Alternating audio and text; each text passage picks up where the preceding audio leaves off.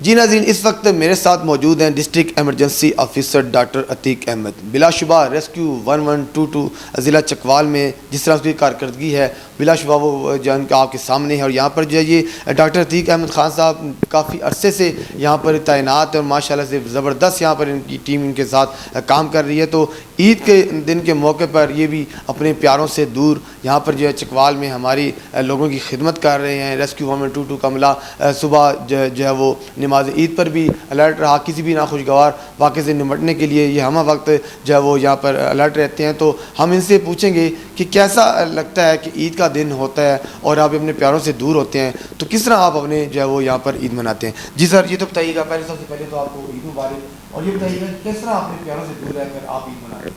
जी अस्सलाम वालेकुम, खैर मुबारक आप सबको, और जो जितने भी देखने वाली कौम है उन सबको ईद मुबारक हो। तो ईद पे ज़ाहिर है जो ना हमारी भी फैमिली होती है, लेकिन उनके साथ उनको भी पता है हम काफ़ी अर्से से 12 साल से रेस्क्यू सर्विस मुहैया कर रहे हैं डिस्ट्रिक्ट चकवाल में। तो हम लोगों को जब जो है ना उम्मीदें देखते हैं, तवक्कुआत देखते हैं रेस्क्यूअर से, तो हम जो है ना वो हमें खुशी महसूस होती है कि वो एक सेटिस्फेक्शन उनके उस पे आती है। जब भी ईद पढ़ के तो लोगों का बड़ा अच्छा जो है ना वो रिस्पॉन्स भी मिलता है कि इतनी मुस्तैद हमारा स्टाफ खड़ा होता है, यूनिफॉर्म में मौजूद होता है और वो लोग ईद पढ़ रहे होते हैं। तो लोगों की अब इस लेवल पे जो है ना हमारे ऊपर एतमाद बढ़ गया है कि हमें जो है ना ये ड्यूटी करने हुए अच्छा लगता है और आदी हो गए हैं इस चीज़ के। ज़ाहिर है जितने भी सानियात होते हैं, जब आग लगती है या हादसा होता है, लोग दूर भाग रहे होते हैं, हम उस हादसे के अंदर जो है ना वो भाग के जा रहे होते हैं। तो अल्लाह करे कि जो है ना वो किसी किस्म का जो है ना अभी तक तो कोई नाखुशगवार वाक़या नहीं हुआ और लोग जो है ना इसी तरीके से ईद जो है ना वो मनाते रहें और हम जो है ना अपनी ड्यूटी करते रहेंगे इंशाल्लाह। किसी भी और डिस्ट्रिक्ट के अंदर इतनी तादाद नहीं है और माशाल्लाह बहुत अच्छा काम कर रही हैं। 8 फीमेल जो हैं वो मोटर बाइक रेस्क्यू सर्विस पे हैं और 10 जो है वो एम्बुलेंसेस पे हैं और 1 फीमेल स्टाफ जो है हमारे पास कंट्रोल रूम में है जो कॉल सुनती हैं। तो माशाल्लाह बहुत ही अच्छा। हम तकरीबन जो पूरे डिस्ट्रिक्ट में है 189 मकामात हैं, मतलब जहाँ पे ईद के बड़े इज्तिमा होने हैं और हमने उनको क्योंकि हमारे पास 19 गाड़ियाँ हैं, 50 जो है ना मोटर बाइक्स हैं, लेकिन जहाँ पे 3-3, 4-4 मकामात को इकट्ठा करके वहाँ पे एक हमारा रिप्रेजेंटेटिव ज़रूर मौजूद होगा इमरजेंसी बैग के साथ और गाड़ी बैकअप पे होगी या मोटर बाइक बैकअप पे होगी। जैसे ये बताइएगा, जो आपने भी लेडीज़ की तादाद बताई है, तो कैसा देखते हैं कि लेडीज़ को कोई फील्ड में कोई प्रॉब्लम तो नहीं होती? लोगों का बिहेवियर इन लेडीज़ के साथ कैसा रहता है? जी, आपको पता है कि जितने भी इस तरह के यूनिफॉर्म उसमें लेडीज़ हैं वो माशाल्लाह यूनिफॉर्म में वैसे भी बड़ी मुस्तैद रहती हैं। हम फिटनेस पे भी तवज्जो काफ़ी ज़्यादा देते हैं। हर हमारी जो शिफ्ट होती है वो आधा घंटा एक्सरसाइज करती है काम ख़त्म करने के बाद, फिर वो ऑफ़ करती है ताकि किसी किस्म का उनका वेट इश्यूज़ और इस तरह की चीज़ें जो है ना आपने देखा होगा कि रेस्क्यू में नज़र नहीं आती हैं। तो लोगों का बिहेवियर भी बहुत अच्छा है, बहुत रिस्पेक्ट के साथ मिलते हैं। अभी तक किसी किस्म का कोई नाखुशगवार, बल्कि उल्टा हेल्पफुल होते हैं। मतलब जब भी कोई हमारी फीमेल बाइकर जो है वो मोटर बाइक पे रिस्पांस पे जा रही होती है, सायरन के साथ जा रही होती हैं, तो लोग बहुत अच्छा रिस्पांस है उनका। जैसे जो फेक्स कॉल्स होती हैं या आप हर साल एक रिपोर्ट भी देते हैं, तो क्या ईद के जो तीनों दिन होते हैं, क्या इस दिन भी लोग इसको मशगूल बनाते हैं, फेक्स कॉल करते हैं, कोई गलत इत्तलात आपको देते हैं? एक तो मैं आपको बताऊं कि पिछले साल से हमें फ़ेक कॉल्स को कंट्रोल करने के लिए एक सॉफ्टवेयर जो है ना वो जब से डेवलप हुआ है, तो वो बहुत अच्छा सॉफ्टवेयर है। उससे फ़ेक कॉल्स बहुत सारी हद तक कम हो गई हैं। पहले जहाँ पे हमारे स्टाफ को 10,000 कॉल्स सुननी पड़ती थी, जिसमें से एमरजेंसी कॉल्स मतलब चंद 100 होती थी, तो अब जो है ना वो उसका बर्डन 70% 80% कम हुआ है कॉल सुनने का। तो हमारे मतलब स्टाफ पे भी वो जो स्ट्रेस था वो भी साथ ही कम हो गया ना। तो इससे कुछ इन्फॉर्मेटिव कॉल्स आती हैं, लेकिन फ़ेक कॉल्स पे हम उनके ख़िलाफ़ कानूनी कार्रवाई भी कर सकते हैं। लेकिन आज तक हमें अल्हम्दुलिल्लाह इस किस्म की नौबत नहीं आई कि हमने जो है ना वो किसी के ख़िलाफ़ की। लोग बहुत हद तक समझदार हो गए। क्या इस दफ़ा भी ईद पर पाबंदी आयद लगा दी गई है? दफ़ा 144 है कि डैमों की तरफ जो है नौजवान वहाँ पर नहाने के लिए ना जाएं। जी बिल्कुल, अभी तक नोटिफाई तो नहीं हुआ है, मेरे ख्याल में एक आध दिन में नोटिफाई हो जाएगा। वो कोई 24 घंटे या जो है ना इसके लिए पहले लगते हैं, तो वो नोटिफिकेशन ज़रूर इशू होगा और तमाम डिपार्टमेंट्स को अब अल्हम्दुलिल्लाह वैसे भी जो हमारे बड़े डैम से जहाँ पे हादसात होते थे वो वैसे भी टीडीसीपी के उसको मिल गए हैं, तो उनका कंट्रोल और जो है ना ये चीज़ें सिर्फ एंटरटेनमेंट की हद तक हैं। मतलब जो है ना लोग अगर जाते भी हैं तो सेफ़ के साथ बोटिंग वगैरह में जो है ना वो सेफ्टी के साथ कर सकते हैं, उनकी तरफ से अवेलेबल हैं। जैसे धराबी डैम हो गया, ढोकटालियाँ डैम हो गया, जो है ना कलरकार लेक हो गई, लखवाल डैम हो गया, तो ये सारे उनके पास आ गए जो मेजर डैम से।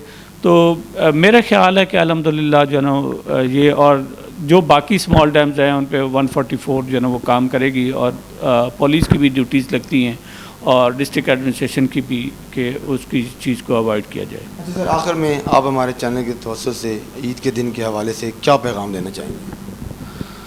जी ईद जो है वो एक ज़ाहिर है बहुत ही अच्छा जो है ना अल्लाह ताला की तरफ से गिफ्ट है तमाम मुसलमानों के लिए जिन्होंने रोज़े रखते हैं और जो है ना उनको ईद का दिन मिलता है अपने प्यारों के साथ मिलने का, मुलाकात करने का। तो यही है कि फ़ैमिली में एक दूसरे का ख्याल रखें और ये जो मुख्तसर ज़िंदगी है इसमें जितनी आप खुशियाँ बांटेंगे आपके पास खुशियाँ लौट के आएंगी। बहुत शुक्रिया। जी नाज़रीन, जैसा कि आपने अतीक साहब की गुफ्तगू सुनी है, उन्होंने बड़ा अच्छा मैसेज दिया है कि जो ईद का दिन है कि अल्लाह की तरफ से हमारे लिए एक बहुत बड़ा नेमत का दिन होता है। तो इस दिन को जो अपने गरीब गुरबा को भी याद रखें, मसाकीन लोगों को भी याद रखें, उनको भी अपनी खुशियों में शामिल करें। तो चलेंगे अभी हम इस रेस्क्यू 122 चकवाल के स्टाफ की, वो स्टाफ जो है जो हमारी यहाँ पे रखवाली के लिए भी है, हमारी जान माल की हिफाजत करने के लिए भी बैठे हुए हैं, हमारे कोई आस उसके लिए भी बैठे हुए हैं, तो वो ईद का दिन कैसे मनाते हैं। जी नाज़रीन, इस वक्त मैं मौजूद हूँ कंट्रोल रूम में रेस्क्यू 122 के। यहाँ पर आप देख सकते हैं कि यहाँ पर जो वो स्टाफ अपना जो है वो काम कर रहा है। यहाँ पर बड़ा ये जो है वो ये बड़ा ही अच्छा कंट्रोल रूम है, जहाँ पर जो कॉलों की तादाद यहाँ पर बड़ी काफ़ी होती थी, मगर भी जैसे कि आपने रेस्क्यू इंचार्ज की गुफ्तगू सुनी कि उनको ऐसा सॉफ्टवेयर मिला जिससे जो है वो जो गलत कॉलें या जो ऐसी जो डिफ़िकल्ट जो कॉलें आती थी उसको जब रोकने के लिए जो है वो बंदोबस्त कर दिया गया। तो इस वक्त आप देख सकते हैं कि यहाँ पर स्टाफ अपना काम कर रहा है। तो मेरे से इस वक्त कंट्रोलर इंचार्ज साहब भी इस मुझे नज़र यहाँ आ रहे हैं इसी रूम में, तो इनसे हम पूछेंगे साई साहब से। साई साहब, सबसे पहले तो आपको जी ईद मुबारक। तो ये ज़रा बताइएगा, कंट्रोल रूम में आप आए हैं तो कैसा लग रहा है कि अपने दोस्तों के साथ, अपने स्टाफ के साथ ईद मनाते हुए और अपने घर से दूर होकर ईद मनाते हुए? खैर मुबारक जी। अल्हम्दुलिल्लाह रेस्क्यू 122 का जिस तरह के पहले है कि ईद के दिनों में भी हमारी ड्यूटी उसी तरीके से रहती हैं, बल्कि हम ईद के दिनों में या स्पेशल इवेंट्स पे ज़्यादा विजिलेंट होते हैं और हमारी जो वर्क फोर्स है उसको हम पहले से बढ़ा देते हैं ताकि कोई भी मेजर हादसा हो जाए या हादसात की, क्योंकि तादाद इन दिनों में बढ़ जाती है क्योंकि लोगों की मूवमेंट ज़्यादा हो जाती है। तो इस हवाले से हम जो है वो रूटीन से जो है वो ज़्यादा जो है वो स्टाफ लगाते हैं, स्पेशल छुट्टियां बंद कर देते हैं, ऑफ्स बंद कर देते हैं और स्टाफ को बाउंड करते हैं कि विद इन सिटी ही रहें। तो इस दफ़ा भी अल्हम्दुलिल्लाह हमने इस तरह ही जो है वो प्लान बनाया है, उसका बाकायदा कंटीजेंसी प्लान जो है वो हम इसका बना चुके हैं, वो हर जगह पे उसको हम भेज भी चुके हैं और इंशाल्लाह ईद जो है अच्छे तरीके से गुजारेंगे और रेस्क्यूअर्स के साथ गुजारेंगे जिस तरह के पहले रेस्क्यू का है, और इसको अच्छे तरीके से इंशाल्लाह करेंगे। क्या आप अपने घर वालों को मिस नहीं करते? घर वालों के साथ ईद का मज़ा उनके साथ ज़्यादा मज़ा आता है या स्टाफ वालों के साथ ईद मनाकर? देखें, एक तो घर है, लेकिन अब जैसे कि हमारा इन्वायरमेंट बन चुका है या जिस तरह के हमारे मामलात हो चुके हैं, अब हमें यही हमारा अपना घर लगता है। तो अब हमारा यही घर है, यही हमारा उठना बैठना है, यही हमारा उड़ना बिछाना है।